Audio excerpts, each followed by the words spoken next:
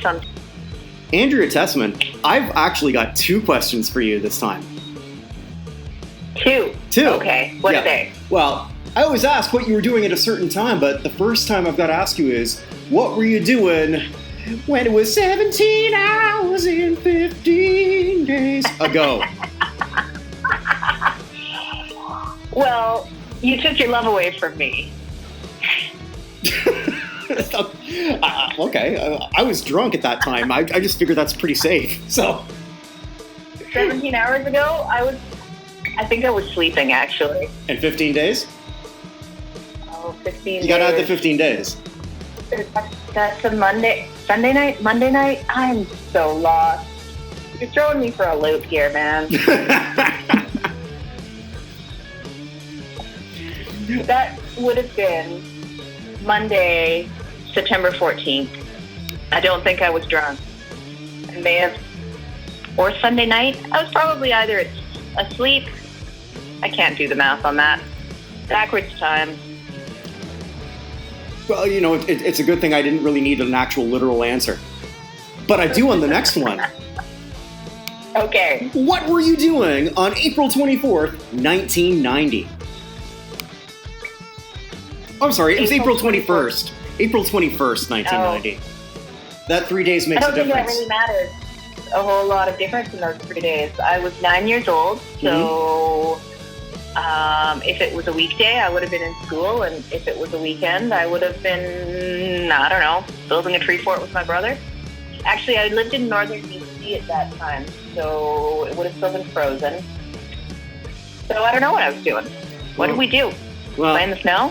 Well, for me, I was 18, and since this was a Saturday, I'm pretty sure I didn't have a date because I didn't have a whole lot of dates at 18.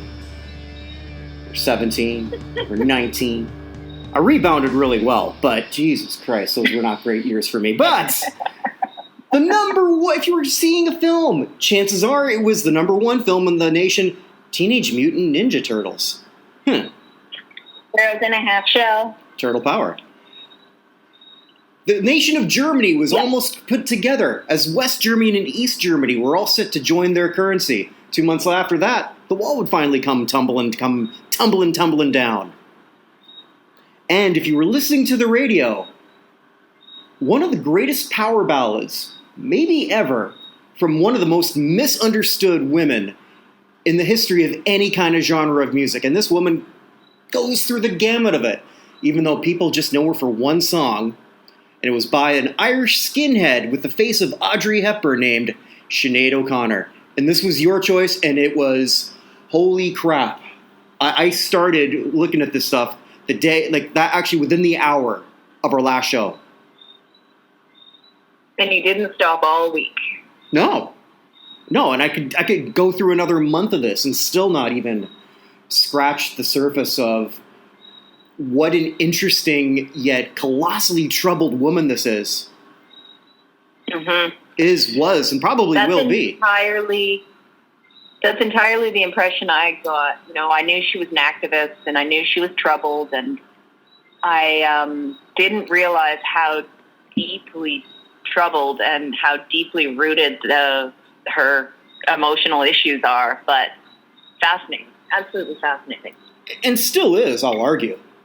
I think this is a woman still trying to find herself. Well, it was super cool and very sad that she, was starting another tour this year and was playing small sold-out shows in America, and then COVID hit and they all had to be canceled. But she was sort of having a comeback. Not that I think at any point she could have staged a tour and would have had sold-out shows. We're not talking stadium shows. We're talking smaller, intimate venues. But I think she has gotten to a point emotionally where she's able to perform again, and so sad that it was cut short for the time being. Mm-hmm. So, from Ireland, born in 1966. Holy crap, did her childhood suck.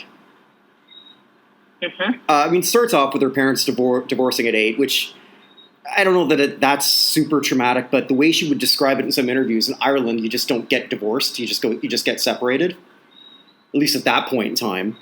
And the church was very, very strong. It was definitely you didn't talk about anything. Premarital sex was never talked about. It was very, very strict Catholic rules, and you didn't get divorced. You didn't talk about divorce. And as we sort of dig deeper into her childhood, like, no wonder religion plays such a factor in her music and her life, and still does, and still does. So she's claimed in multiple interviews, and I want to put a caveat here. Sometimes in interviews, she'll say one thing and then contradict it with another, and then go back to it again. That's definitely. So, but she's pretty consistent on this, that she did not get along with her mom, who she claimed abused her verbally, physically, and even sexually. And her brother seems to corroborate that.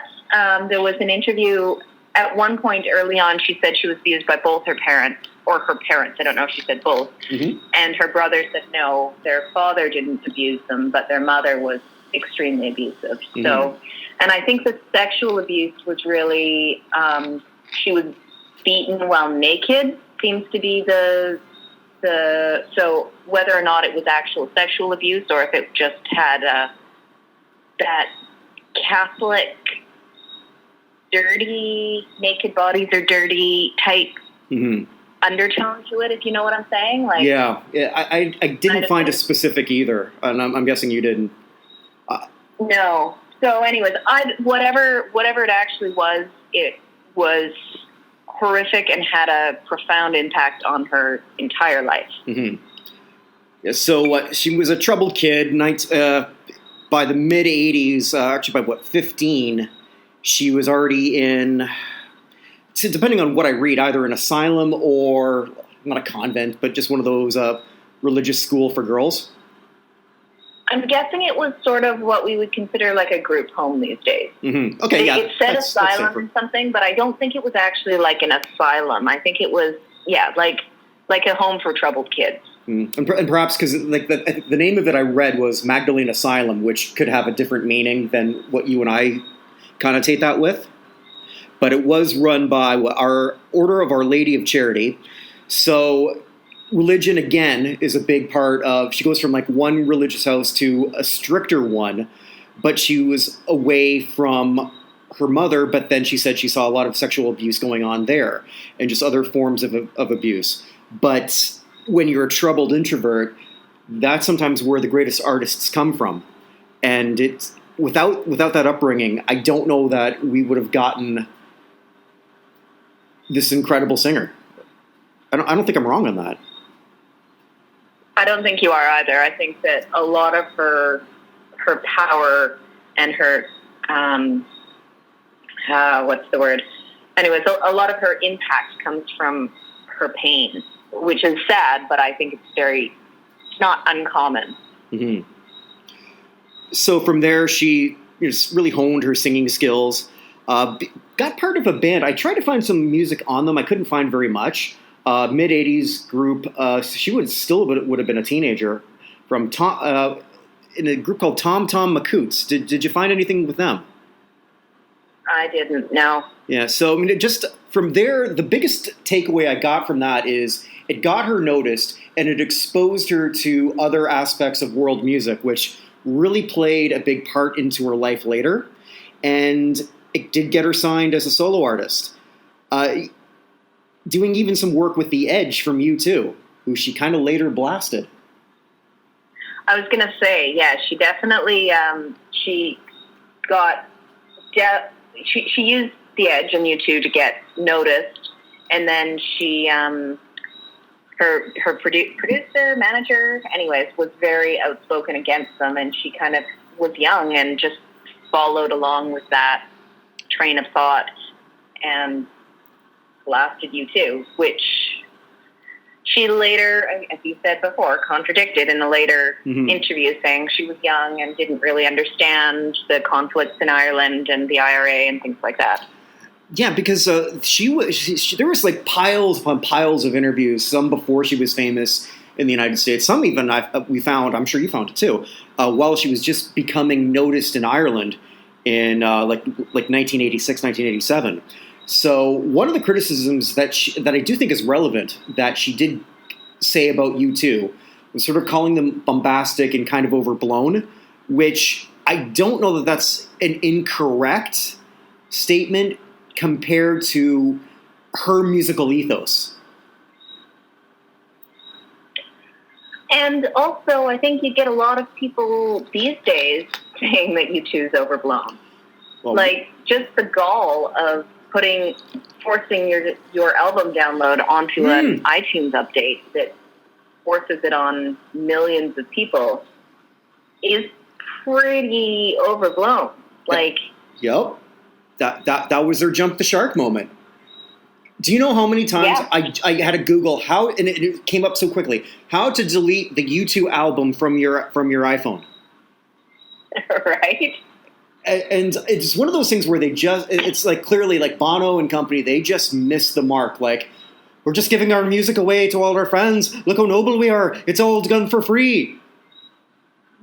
No. It's pennies now, buddy. Put it out there as a free download. Don't force it down people's throats. Yeah, it's pretty much pennies now. You did me no favors, Bono, you jackass. And I love you too, don't get me wrong, but that really pissed me off, especially because especially as I'm getting older, it took me forever to figure out this technology. Honey, how do I get this off my phone? Must be because I have Joe Biden in the background. And you don't have any kids to do it for you. All you need is an 8-year-old. Like, they will fix any tech problem you need. I'm just glad I've got nephews. You know, I got nothing. I got a dog. My yeah, without a postal thumbs, that's tough. Yeah, exactly. So back to Sinead O'Connor. Yeah, so she put out probably in 1987 her first solo album, which was actually the only album of hers I ever bought, and I've been spending a lot of time this week listening to her discography, and to this day, I don't think anything she ever did, and I liked a lot of what I was listening to, like afterwards, touched the Lion and the Cobra. Just an incredible album.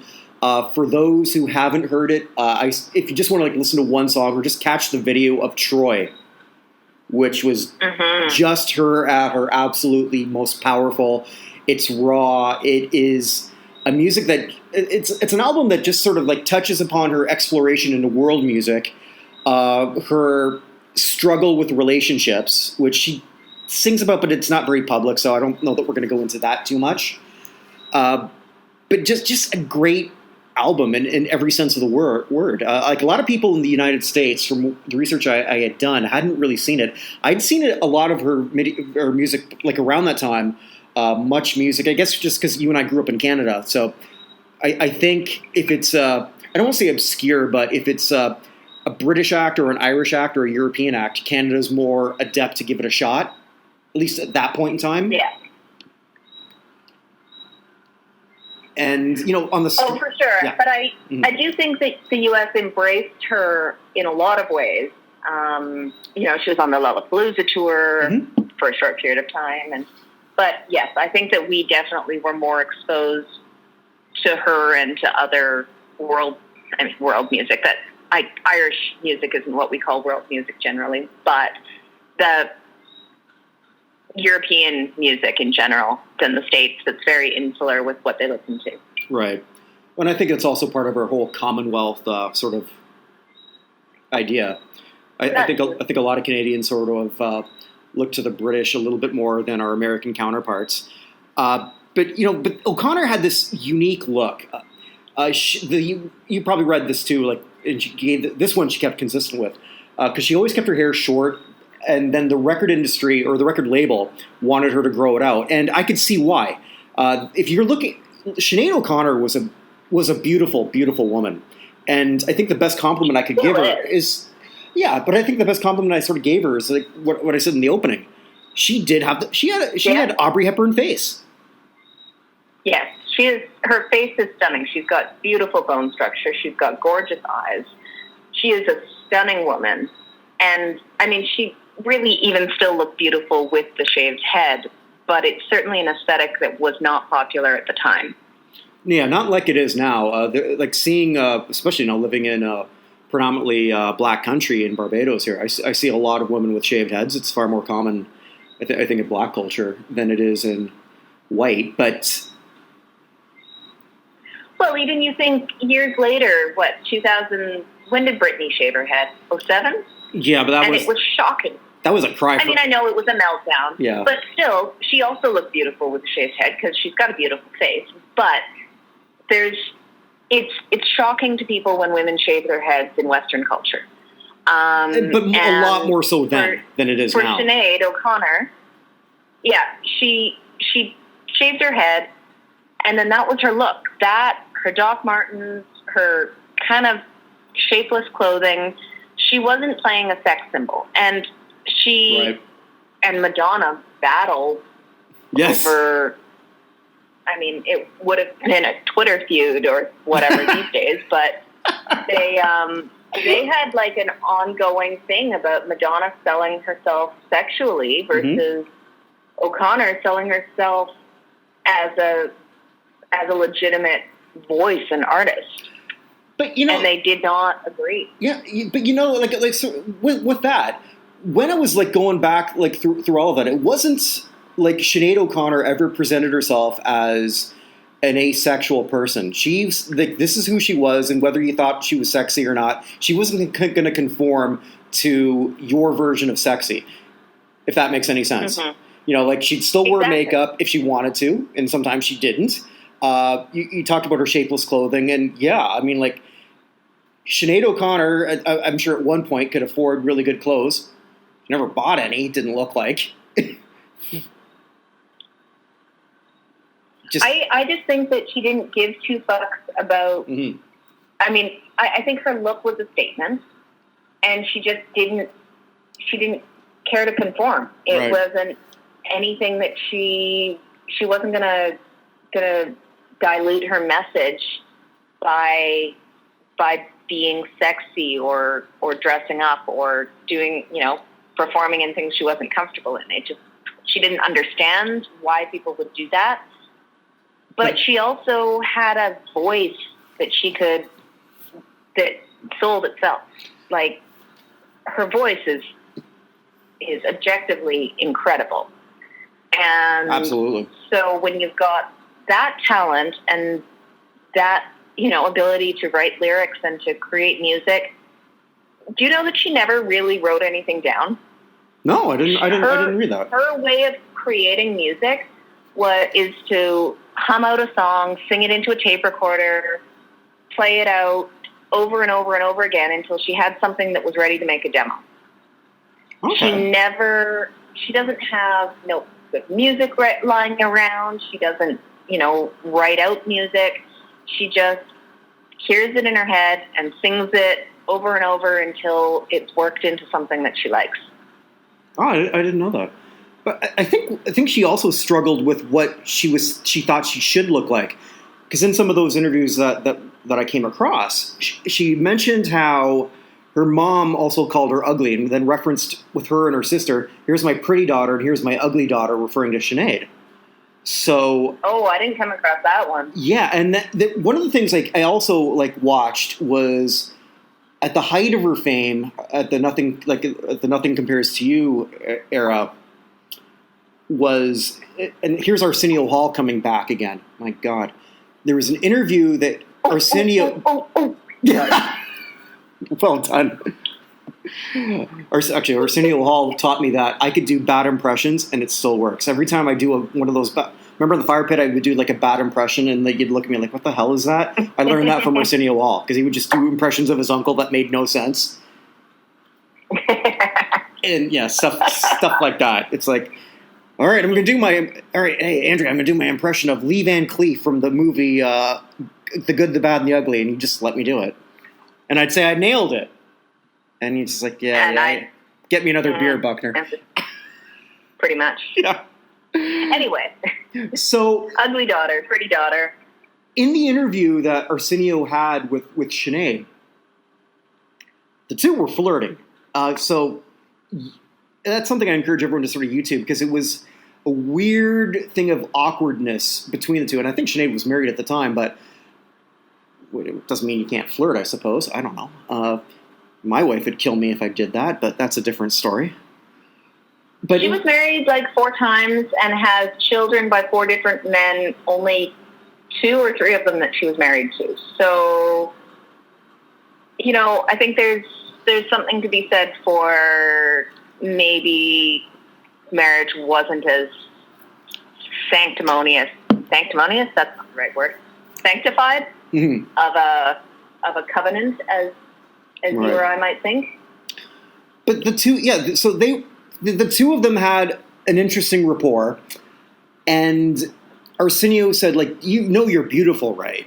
And this is when she's in, again, another shapeless t-shirt that was like 3 sizes too big, and she just got so shy, and I don't want to say demure because that's not the right word, but shy doesn't almost do it justice either. Just so insecure, almost like I don't believe anything you're saying to me, Arsenio. Like she just will not believe and that was at the height of her, like that would have been when she was like 23, 24, and as you and I both said, like a stunning, stunning woman. She never believed it. I honestly think that she never believed she was attractive in any way. That. And I think that sort of shaped also her distaste for a lot of other things. So in that interview, actually, it's something that sort of came up. I'm kind of fast forwarding a bit, but she had, and I'm sure you saw the same thing I did. She sort of eschewed all the major awards. So she took herself out of Grammy consideration. She was nominated for 4 Grammys that she then took herself out of the running for. Yeah, that's insane. Which, I mean, had to drive her management insane. And actually, I respect the hell of why she did it.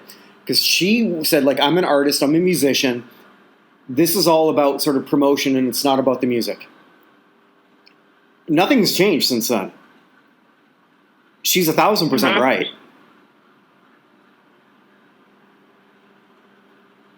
Yes, but she was honestly her own biggest downfall her entire career. Mm-hmm. She made every decision that got in the way of her fame and good and bad, kept her from the spotlight. Yeah. And I'm not saying that she didn't make the right decisions. I'm just saying that she just pissed every powerful person off over and over again. You know what? And I'm sure you've got some people in your life who say that. Like I've got a few. There are people who've said to me, and I've said this myself. You know what? I don't give a fuck. And I'll be blunt right here and open and raw here. 50% of the time when I say that, I mean it, and 50% of the time I don't mean it. I've got one good friend. I know he doesn't care. My dad doesn't care about anything. He doesn't care what anybody thinks of him. Sinead O'Connor does. And as much as she sort of like comes out and says, like, I don't care, she cares. She cares a lot about certain things. That's very obvious. Yeah. In her, she comes out and says one thing, and then she backtracks on it later. Because I think she says things very reactionary. Right. And then goes, oh, wait, you know what? Maybe I should actually not say that. At one point, she said she was a lesbian. Yeah. Really dykes. Yep. And it's like, okay, except you've been married 4 times. Mm-hmm. And, like, yes, she may have apparently had relationships with women, but for her to be so... And then she went back and recanted and said, actually, I was... Whatever. But yeah, I saw that. She said she was just trying to make a friend feel good or something. Yeah, something she was trying. Yeah, I can't remember exactly, but it was something about appeasing someone else, and yeah. Well, people pleaser. That's a people pleaser move. Mm-hmm. Well, exactly, and it shows that she's about making a statement But then when she thinks about what that impression makes on people, she goes back, recants, and then it's like, actually, no. Yeah, no, exactly. And because Sinead O'Connor, I was thinking about that whole thing when I read that. There's like one contemporary artist who, if she said that, I'd completely believe it until I looked at her past, and that's Pink. Yeah? Because don't Sinead and Pink sort of give off Taco Tuesday vibes? A little bit. A lot. I've never really gotten much of a lesbian vibe off of Pink. I just kind of got like butch, but still feminine. I don't know. Pink has a series of strap-ons in her closet, I guarantee it. Doesn't mean she's a lesbian. I didn't say she's a lesbian. I'm just saying that she uses that on guys. Because she can. She does have that thought. That's where I'm going with that. I mean, if we're going to talk about this weird gender fluid stuff, I mean, I still mean she's a heterosexual woman who just sort of like likes to be dominant. All right, I just segued out of, I don't know where the hell I went to, but this actually sort of tags. No, I'm going to segue this back because we talked about her sort of flip flopping, and the song in question that we're talking about, and I think you and I can both agree, and I guess that's why you picked it. I'll stand by what I said in the opener. Like, this is probably one of the greatest power ballads ever.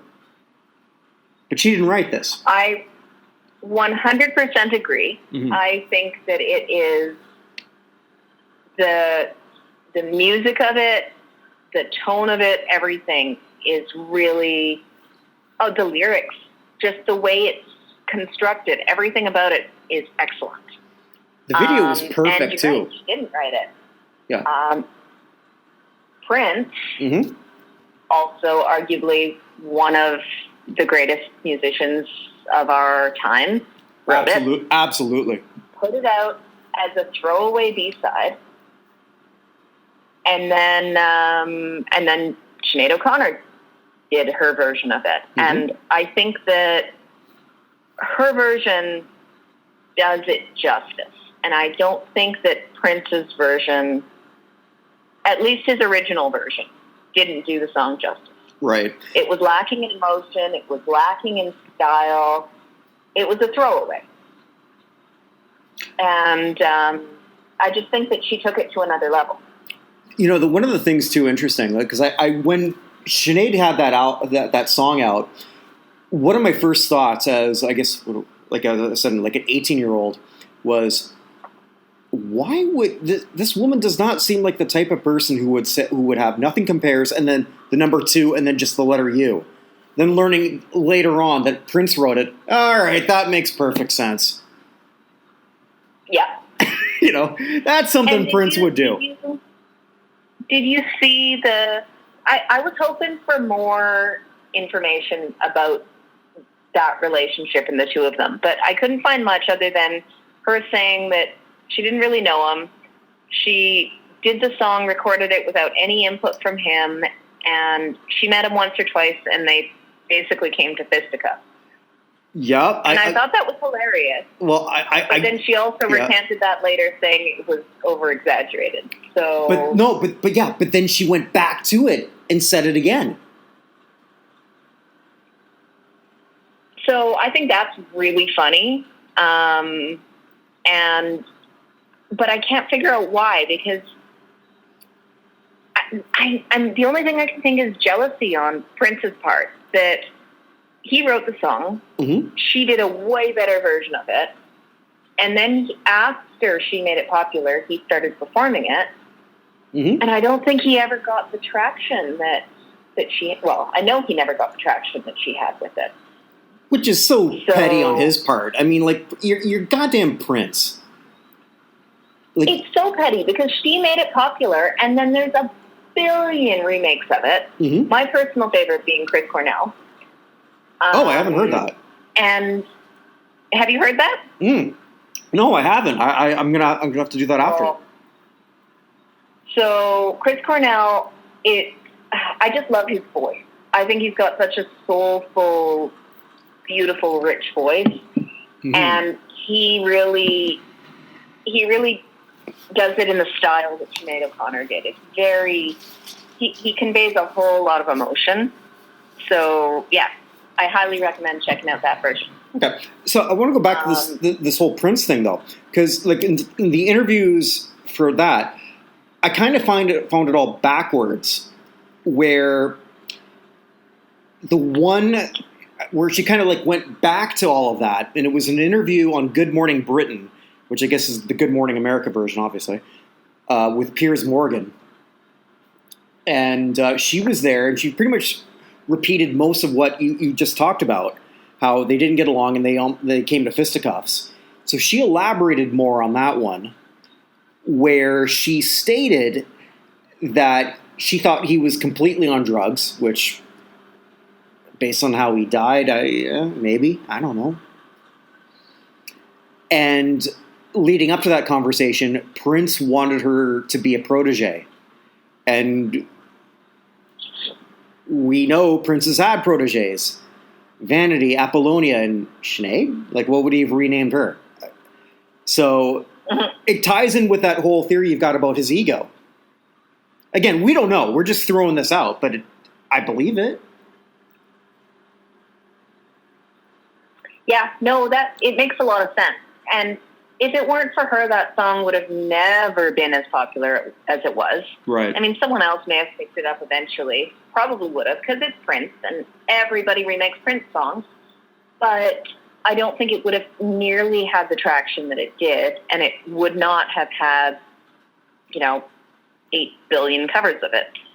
So he's raking in the royalties over a song that was a throwaway B-side for him. Right. Because she made an incredible version of it. Like, he should be grateful and not jealous. Yeah, and again, we're speculating, but I think we're both right. Well, what's he going to do? Come back from the dead and sue me? Well, I wouldn't put it past him to be a ghost. That is something. If there's any dead singer that could possibly do that, I'm gonna put. Yeah, you're right. I put my money on the 98-pound one. In his purple suit. Oh my God! Yeah. So I was also watching the video again, and it just reminded me just how perfect that was. I think the video, and not every time we're going to be able to talk about the power of videos for that, but just focused mostly on her and just her ability to sing that song in a super unique way. And there's so few artists, who can do that. It's an incredible video. Mm-hmm. It's right in the middle of prime MTV music video. Right. It is so basic because it's almost entirely just close-up black and white on her face, which is beautiful. But it's also so expressive as she's singing. Like, the video conveys the emotion that her voice and the song does. And it's so unusual to just have something so simple and so effective, especially in 1990 when everything was hammer pants and fluorescent.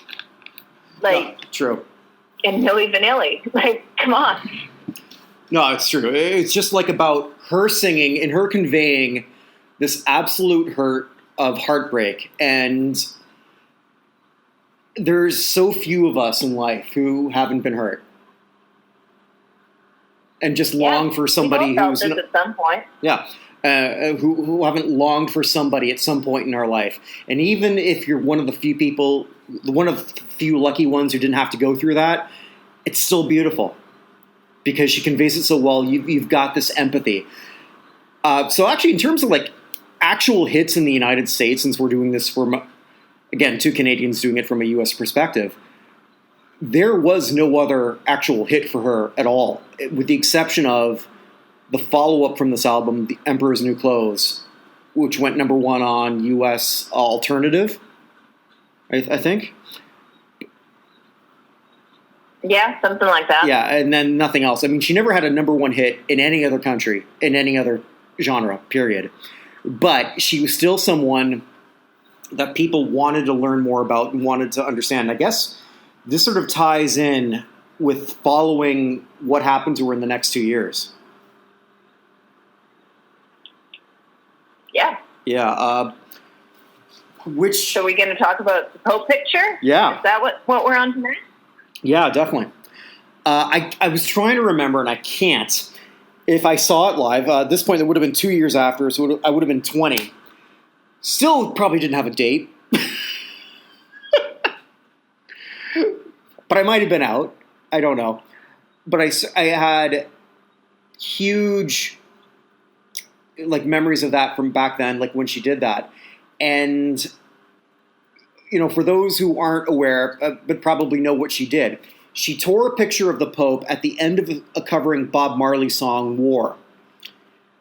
And Saturday Night Live. On Saturday Night Live, which is still, when they sell the box sets and all that, they still don't show it. And, of course, YouTube will allow you to see that. And this is sort of where, you talked about Twitter. I mean, at least in the days of now the modern social media era, we could have understood what she meant. Oh, she was 2 decades before her time with that. Totally. So the background of it was she tore a picture of the Pope. Apparently in rehearsal, she showed a picture. She was going to tear a picture, but she showed it of a refugee child or something along those lines. And she was basically talking about her own child abuse and her own conflict with the Catholic Church. Mm-hmm. And North America at the time didn't understand that there was allegations of child abuse in the Catholic Church. This was a foreign concept to the United States. Myself Canada, included. And so for her to put up an image of a revered public figure like the Pope, mm-hmm. millions of people adore, and tear it up, there was silence. Apparently Lorne Michaels was no, he told them to not put on the applause. Nobody knew what to do, what to say. They didn't know if they should cut to commercial. It was absolute chaos. And, but it was her way of conveying her personal anger with the church. But nobody knew it. Which is so interesting. Nobody knew. I didn't. And also, you know when I found out? When we did this show, like a week ago. Yeah, I didn't know. I had no idea why she did that. So, like I said, I would have been 20 watching that. What the hell is this? And I went through my own sort of religious things, and trying to figure out my own religion and whatnot. Which this isn't a show for that. Maybe another one. Maybe it is the show for it. But I think I was one of the many thinking I don't get it. And she never gave an interview after to really, or at least not a big one that got major traction, where anyone really understood what the hell are you doing? No, and that really is a problem with everything she did, was she didn't explain things. She didn't put herself out there to justify what she did. She just felt that her actions spoke for themselves. And people didn't understand. No. And people just thought she was unhinged. Well, which is kind of what I thought. She kind of is, still. She is an unhinged individual, but without sort of... Again, we talk about the modern day. If someone does something colossally controversial today, that individual can put it out on Twitter, and at least whether they're going to get ratioed or not, blah, blah, blah, at least it's right there on real time what he or she or they meant. That didn't happen then. So, literally, I can say literally for 30 years, I had no idea why she did that. It's, well, and then there was that, and then a few weeks or months later, she got 2 weeks off the stage. Yeah. Oh my God. So I watched that again, And I remember seeing that, like, it was like one of those, like, news magazine shows, like Inside Edition or whatever the hell it was, hard copy, those crappy shows. And so you probably watched that too on YouTube, right? Where it was like the full thing. She goes out to sing Bob Marley again. Like, I don't know what she was actually going to sing. And then she just stopped everybody and sang War, but sang it badly. She couldn't sing over the crowd that was yelling, and it was both cheers and jeers. It was, she just couldn't sing. So then she just changed it up to, what was it, War? Yeah, it went back to War, and so she tried. But it was a horrible version. She was and then clearly hurt. Walked off stage. Yeah. And I think sort of like what got to me, like watching it back again with like 2020 eyes. Hey, watching it back, 2020. See the pun I just did? Yeah. So yeah, it was just how broken she was at that point. Just, I'm gonna try to say this point again, but it just wasn't. She wasn't able to do it. Chris Christopherson is my spirit animal after watching that, and just the way he... Isn't that amazing? How he handled her and how he took care of her? Yes. Oh, thank God you're still alive, Chris. That is true. He is one of the greats. Mm-hmm. And from there, it was like, and I get that reaction from that crowd. Because I have to admit, if I was a 20-year-old guy in New York City, I'd have booed her off the stage too. Not proud of that, but I probably would have. Because I don't know what I know now, and she wasn't able to convey that. Yeah, exactly.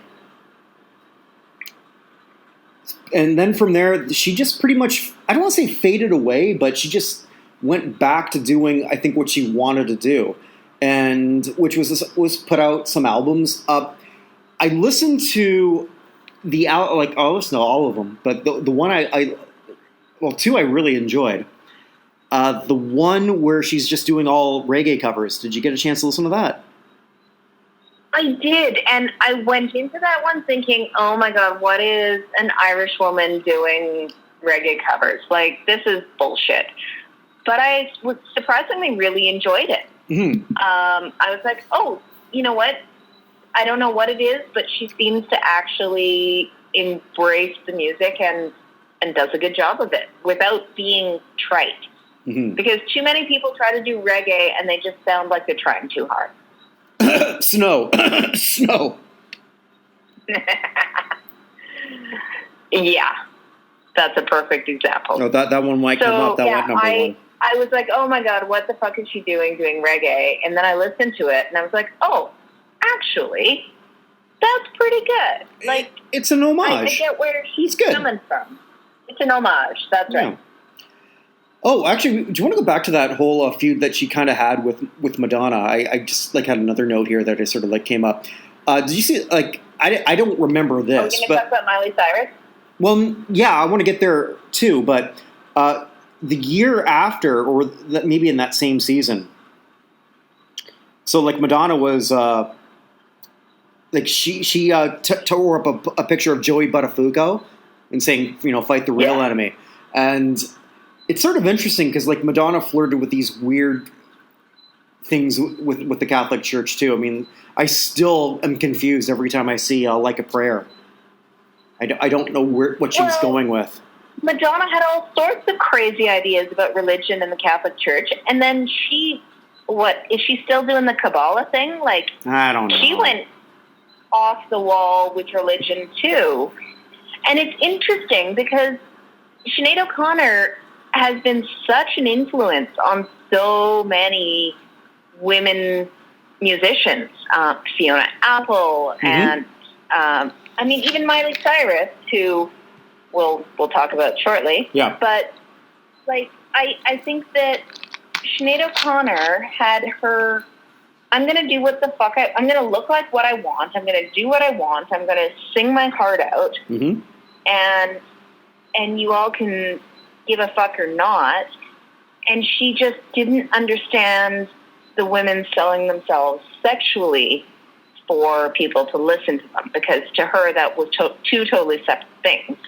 Right. And I think that for her, Madonna, because they had a bit of a feud, and Sinead O'Connor had said things, I can't remember exactly, but along the lines of, like, basically accusing Madonna of being talentless and just selling herself, that then Madonna was fighting back with the whole parody with the picture of Buttafuoco. And I kind of get it with Madonna. Like, I have a ton of respect for her. I don't necessarily agree with how sexualized she has made herself, but that was her thing. Since she was always, that was her thing. And I mean, adopting the name Madonna, you are putting yourself into a weird place of sexuality and Catholicism. You think Madonna was upset that Sinead sort of like stepped on her pop Catholic turf? Yeah. Yeah, I think there might have been that. But I also think that Sinead was never playing the Madonna figure of the sinner saint sort of thing. Yeah, I agree. That Madonna played up. And I don't think that they really ever saw eye to eye. Yeah, no, I think you're totally right. Did you watch? So yeah, I guess we talked about the Miley Cyrus bit, like basically where she's like saying like you don't need to sexualize yourself to. Yeah, we brought up Miley Cyrus, but we haven't talked about it. Yeah. So that is a whole other interesting, and that to me was O'Connor reliving that Madonna thing and trying to be a mentor by kind of telling her off. Right? Like, she's a bit. She's basically looking at Miley Cyrus, who is very much playing up the 21st century Madonna vibe, because Madonna didn't twerk with Robin Thicke on stage, but also Madonna was, what was Miley Cyrus then, 19? Madonna was 19 like 30 years ago. So it was a totally different era, and she did all the same things, just to a different degree, to what was fairly acceptable at the time. Yeah. So I think there's a lot of comparisons between the two. And I also think that Miley Cyrus is another one of the female artists that really looked at Sinead O'Connor as inspiration in a lot of ways. It's possible. It's definitely possible. See, I looked at it in a bit differently. Miley, to me, is like one of those many, many, many women, and I hate to say it, we're going to see a lot more of them, who were manufactured to a certain point, and then the shackles came off. So when the shackles come off, the first thing that they try to do, and like Mariah Carey did this in her early 30s, which is kind of, and I think she still does it now, where they just try and say like, you know what, I'm going to show as much skin as possible, and I'm just going to like do whatever I want because piles of men in suits told me not to.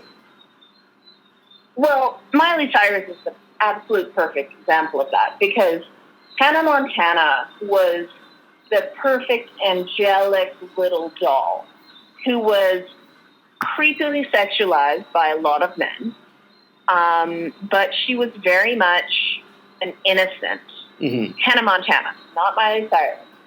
Okay. But so when Miley Cyrus and she had to know, and she did know, I'm sure, that there was like a bazillion men that sexualized her when she was 15, 16, 17. I mean, fuck, there was like a countdown online of when Miley Cyrus turns 18.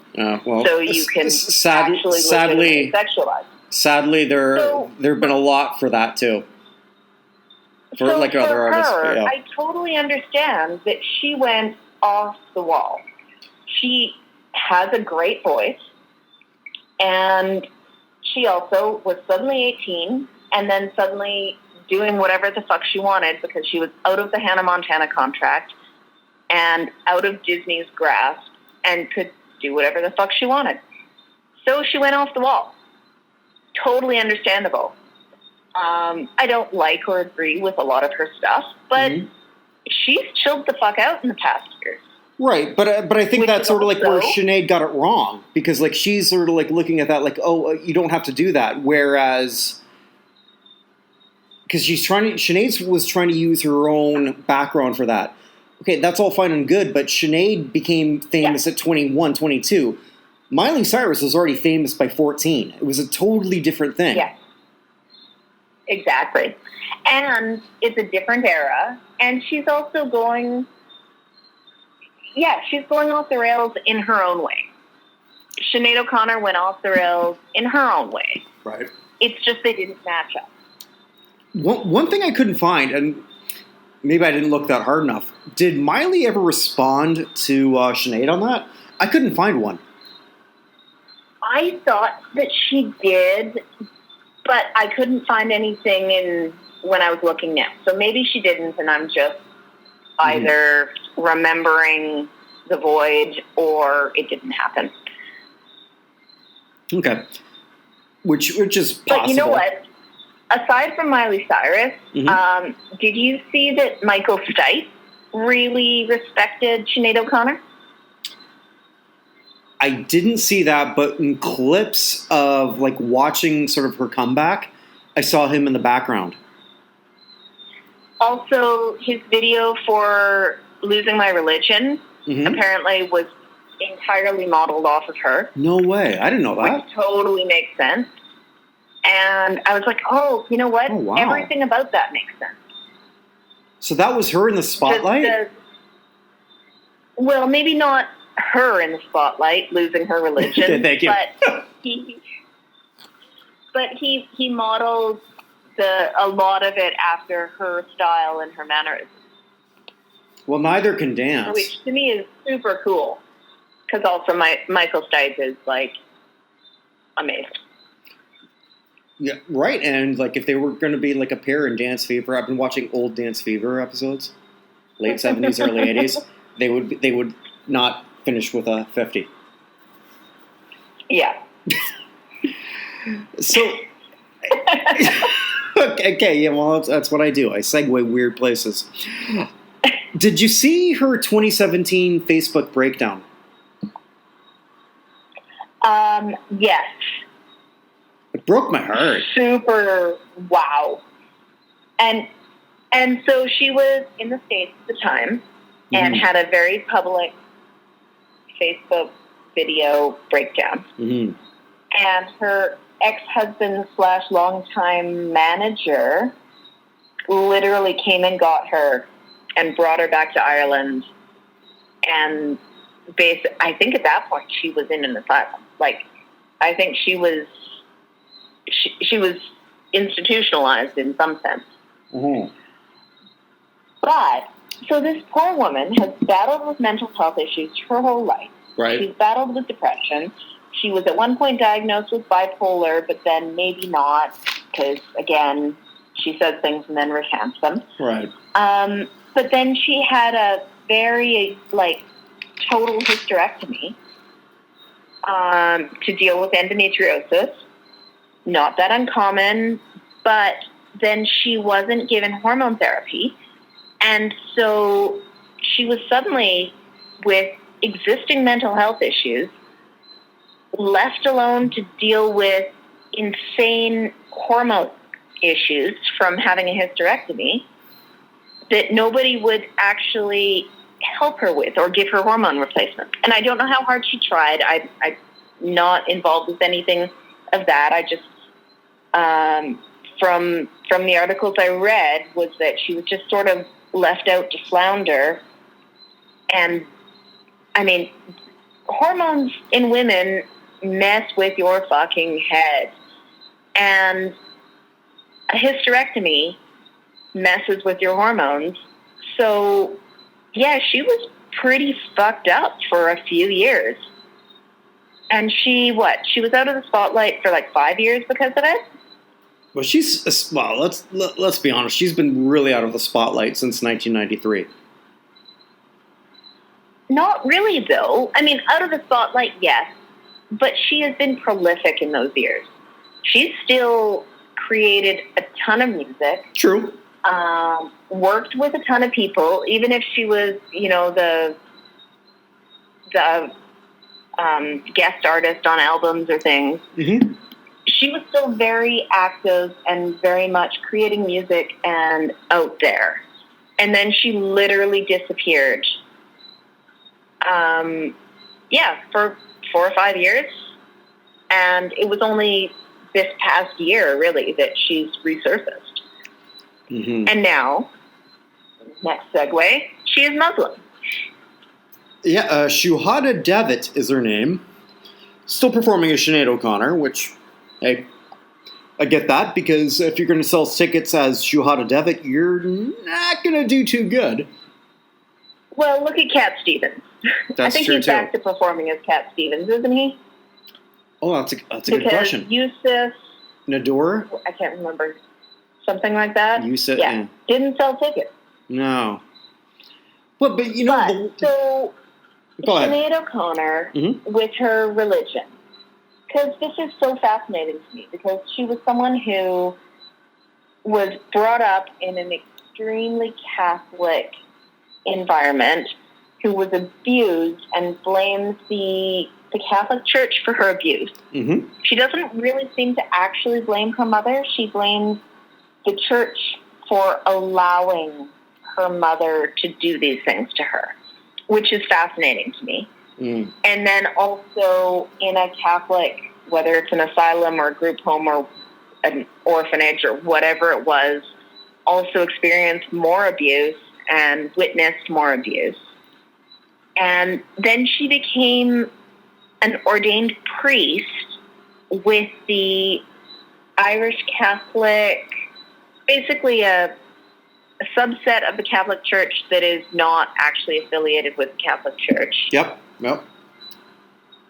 And then she asked to be excommunicated by the Pope. I can't remember which Pope. Maybe all three of them in my lifetime. And then she is now become Muslim.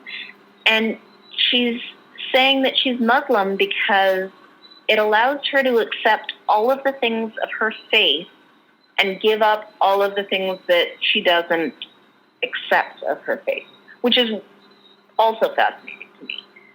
So, to me, not actually knowing a ton about the Muslim religion, I look at the hijabs and I look at the way women are treated and expected to portray themselves, and I look at that as being very oppressive.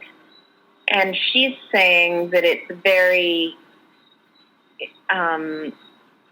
not enlightening, but it allows her to accept all of the things about Christianity mm-hmm. that she has believed her whole life, and it allows her to just get rid of and give up all of the things that she doesn't like about Christianity. And it's really interesting because I'm very aware, and I believe that Christianity and Islam aren't that far apart in a lot of ways. Right. They just call Jesus Christ different names. It's either Muhammad or it's Jesus or it's... I mean, there's a bunch of religions that are all basically the same. We just use different terminology. True. So it's fascinating to me that she is now apparently a practicing Muslim, mm-hmm. but also fully still believes in Christianity in many ways. And she's still anti-patriarchy, which doesn't really fit to the Muslim thing that we think of. Yeah. So I said to you before we went on air that my impression of Sinead is not much different than when this number one hit came out.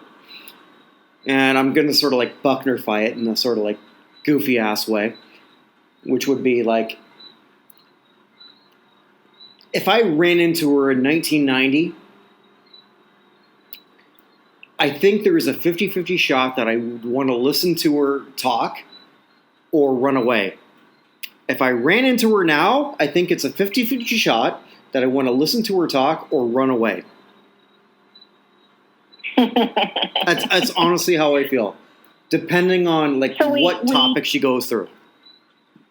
We did talk about this, and we both said that about our feelings, but we didn't actually express what those feelings were, because I think part of the fun of this podcast is that we don't really know what the other person's going to say. No, exactly. That's why it's awesome. My impression of her before this was that she's a very complicated and conflicted woman.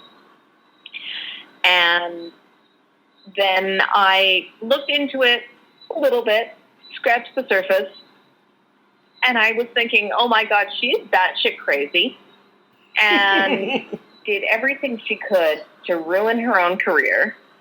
And it's just miraculous that she still has a following. And then I looked into it deeper and realized that, oh my God, she's a conflicted woman. Yeah. But she means well. I think she has a good heart. Absolutely. I think she really is interesting and wants to do better by the world. And have you looked at her Twitter feed? She's very active on Twitter. No, I didn't even know she had a Twitter feed. I didn't even look at that. Oh, she's all about trolling Trump, which is really quite funny. Okay. In fact, at one point, she made a comment recently about this is what the devil looks like or something. Okay.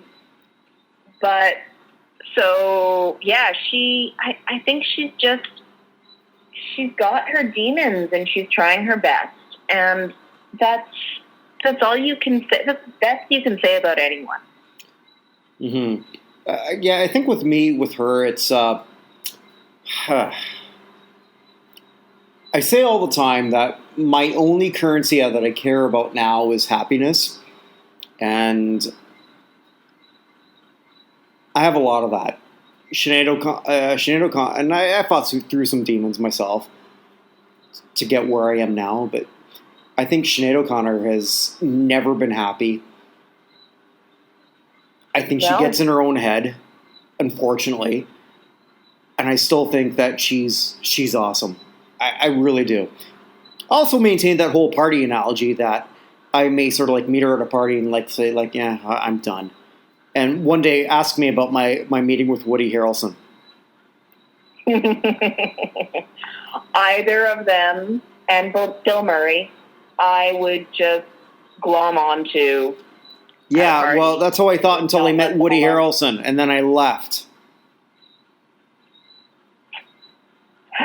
Because I'm sad about that. Well, maybe we'll open up with that next week. I'll tell my full Woody Harrelson story because So segue into next week since you said it. Yeah. Okay. So what are we doing next week? All right, next week. It's your turn. Yeah. We haven't touched the 1960s yet, and it's a song that because I decided I wanted to. There was I had 8 different ideas, and 50% of the reason I want to go with this one is because I want my dad to listen because he remembers the song. But I think it's also very important based on what's going on right now. Because and we're we're 2 Canadians talking about the United States. There was yeah, well, I know, how weird is that, right? There was a number 1 song in 1966. And it might seem like I pick on one-hit wonders, which technically Sinead was, but Sinead was, I think we both agree was awesome and not a one-hit wonder and just so much more. But this person was. Sinead also was a bit of a protest singer, and one thing we didn't discuss was how she refused to perform in New Jersey, or not. I don't know if she refused, but she said that I will not perform in New Jersey because it was mandated there that you have to play the U.S. national anthem. Yeah, she refused to sing anywhere that the anthem was meant, or that they played the anthem before Right. her performance. And again, to sort of like specify, this did not make her anti-American. She just said like it had nothing to do with her performance. And as much as I consider myself a Canadian patriot, I totally agree with what she's saying. I never understood, even as a little kid, as a sports kid, just like watching forever, what the national anthem of either Canada or U.S. had to do with watching a baseball game, hockey, whatever. I don't get it then. I don't get it now. If you're representing your country, sure, then definitely it's mandatory. So I went with a very patriotic song from the United States, from a guy named Sergeant Barry Sadler, The Ballad of the Green Beret. Oh, okay. And I know the song vaguely, but I couldn't sing it. So neither could I. Yeah, but I checked a bit before I made this official decision, and it doesn't exactly end well for Sergeant Barry. But I think because of the weird political climate that we're in, this actually works. So Sergeant Barry's Green Beret. No, Sergeant Barry Sadler, Ballad of the Green Beret. Sorry, Sergeant Barry Sadler, Ballad of the Green Beret. And again, all right. Just for those who wonder why we do the show, Sergeant Barry Sadler had a #1 hit and Bruce Springsteen didn't. Uh-huh. Think about that.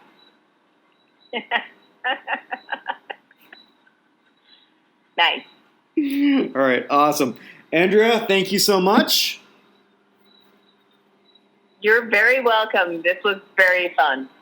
Have a great night, Kirk. Yeah, well, you too. I hope that you enjoy this as much as I enjoyed the one that you picked for me. Like, my God, that was awesome.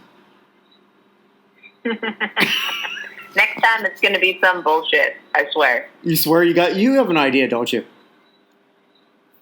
No, I've got like 12, so I'm going to narrow it down. You and me both. All right, sounds good.